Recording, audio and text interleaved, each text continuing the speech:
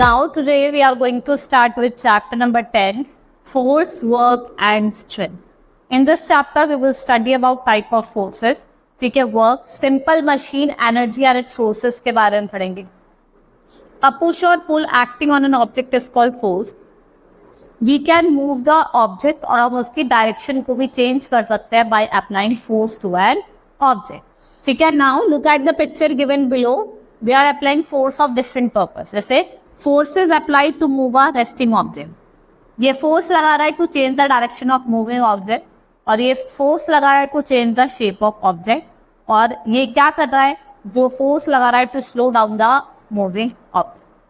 Now types of forces. In the nature there are two types of forces, frictional और gravitational. Force को हमने दो types में divide करा है. कौन कौन सी हैं? एक तो है फ्रिक्शनल फोर्स और दूसरी है हमारी ग्रेविटेशनल.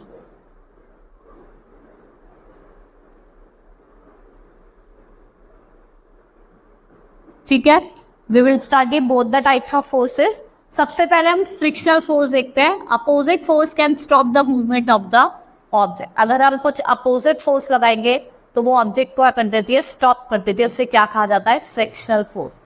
ठीक है, when you ride a bicycle you stop your bicycle by applying brakes. When the brakes are applied they run against the wheels and the bicycle stop. इस स्टॉप को क्या, ये स्टॉप किस वजह से हुआ है? Due to friction. और जो फ्रिक्शन हमने अप्लाई करा है between a moving object and surface, ये करता है मूवमेंट ऑफ ऑब्जेक्ट को स्लो डाउन. देखा, आप जैसे ही साइकिल पे ब्रेक लगाते हैं आपकी साइकिल धीरे धीरे स्टॉप हो जाती है, स्टॉप हो जाती है. ठीक है, and the friction is produced when two bodies come in contact. It depends upon the nature of surface. अगर सरफेस रफ होगी तो फ्रिक्शन ज्यादा होगा और अगर सरफेस स्मूथ होगी तो फ्रिक्शन क्या होगा? कम होगा. ठीक है, it is difficult to walk on very smooth surface as compare to rough. देखा होगा ना, स्मूथ सरफेस पे चलते तो आप स्लिप हो जाते हैं. ठीक है, क्योंकि किस वजह से? कम फ्रिक्शन की वजह से. If there is no friction, the moving object will not stop. जैसे ग्लास और आइस में क्या होता है? फ्रिक्शन लेस होता है. ठीक है, now next is gravitational force that acts downward and pulls the object towards the center of the earth. ठीक है, अगर ग्रेविटी नहीं होगी तो आप क्या करेंगे? फ्लोट करेंगे. ठीक है, आप एक जगह पे खड़े नहीं रहेंगे, आप हवा में उड़ेंगे. ठीक है, जैसे अगर हम बॉल फेंकते हैं ऊपर की तरफ तो गिर के नीचे की तरफ ही आती है. ये किसकी वजह से आती है? Due to gravitational force. Everything that goes high fall back to the ground because of gravitational force which pulls it towards the earth. इस force को क्या कहा जाता है? This force is known as gravitational force. Next is work. Work is said to be done only when the force move a body through a distance. ठीक है, if a force is applied and the object does not move, then it is said it is no work. देखो, अगर force apply करी है और वो object move नहीं करा, इसका मतलब क्या है? कि कोई काम नहीं हुआ है. ठीक है, जैसे when you kick a football you are applying force and that cause it to move. Now next topic is simple machine. देखो, मशीन्स का हम यूज करते हैं अपने किसी भी टास्क को इजी बनाने. ठीक है, they can make tough job seem easier by enabling a person to apply less force. ठीक है, some machines are very simple with few और नो मूविंग पार्ट्स. इनको सिंपल मशीन कहा जाता है. Now I will tell you 6 types of simple machine: lever, pulley, inclined plane, wheel and axle. Lever की बात करते हैं. ये हेल्प करता है in lifting a heavy weight और open the lid of a tin और कटिंग थिंग. बोतल ओपनर या पेयर ऑफ सीजर या रोड या किसके एग्जाम्पल है? आपके लीवर के. ठीक है, आपका शीशा हो गया. कैसा होता है कि ऐसे क्या होता है? यहाँ पे एक प्लेन होता है, यहाँ पे कोई बैठ. ये किसका एग्जाम्पल है? लीवर का example. It's an kind of lever. Next is inclined plane. Inclined plane is a flat surface which is higher at one. ये हेल्प करता है move the heavy object from the high place to low place and from a low place to high place. एक simple smooth flat board place जिसको हम angle can act as an inclined plane, जिसको हम क्या करते हैं? जैसे आपको अगर कार्टून्स को लोड करना है ट्रक में तो आप किसका यूज करते हैं? इंक्लाइंड प्लेन का. Pulley. Pulley is a simple machine with a wheel and rope. और जो रोप जो होता है वो फिट होता है around the edge of the wheel. देखो, यहाँ पे फिट है और वो फोर्स अप्लाई कर रही है और instead of pulling the load up you are now pulling the rope down. ठीक है, देखा ना, नीचे छोड़ने के लिए रोप को नीचे की तरफ। नाउ व्हील एंड एक्सेल, ये एक सिंपल मशीन है, एक रॉड अटैच होती है इनके सेंटर में, ठीक है, और ये रोटेट करती है। देन इट रोटेट और put force on the wheel.